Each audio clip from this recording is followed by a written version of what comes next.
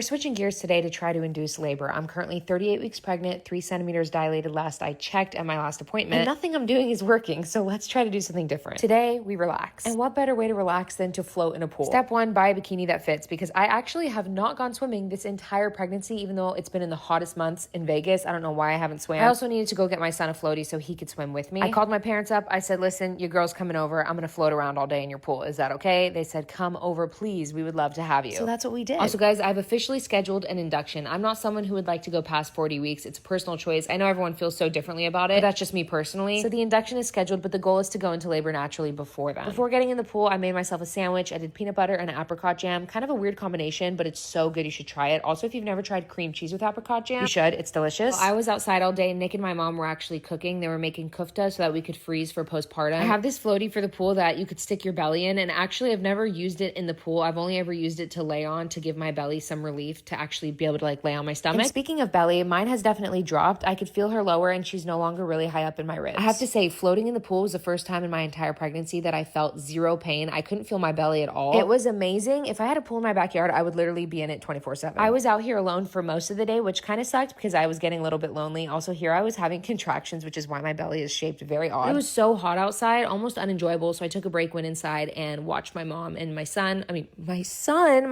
make kufta. That's the one thing about Vegas. It's so hot outside. People ask me like, I don't understand how you live in Vegas and you're still pale, because it's too hot to lay out. After what felt like many hours, my dad and son joined me in the pool, and then I got out. I was done. It was too hot outside and I was getting super tired and crampy, which I'm like, yay, I'm feeling cramps. I'm gonna go into labor. No, it didn't happen. Here's my theory at this point after trying quite literally everything. A lot of people say, oh, I did this and then I went into labor. I did this and I went into labor. This is the one thing that put me into labor. What if your body was already ready to go into labor and it was going to do it no matter what? And so whatever you did right before that is what you're associating to what actually put you into labor, but really your body was just ready. I don't know. Is that crazy to think? Or do you think that these things actually work? Also, my son does this anytime he doesn't want to leave the pantry, and then he waves bye to me as if I'm going to shut the door and just leave him in there. Not happening. Despite me thinking that nothing is going to work, I'm still going to drink my raspberry leaf tea, eat my dates, pump, and do all the things, because what else do I have to do? Actually, this day I took it a little bit easier. I didn't eat all the dates or drink all the tea, and my pump was dirty, so I couldn't even pump, and I was not about to wash it because I was so tired. I am really curious to know if I'm any more dilated at my next appointment. That video will be coming tomorrow. Because I'm doing all the things, I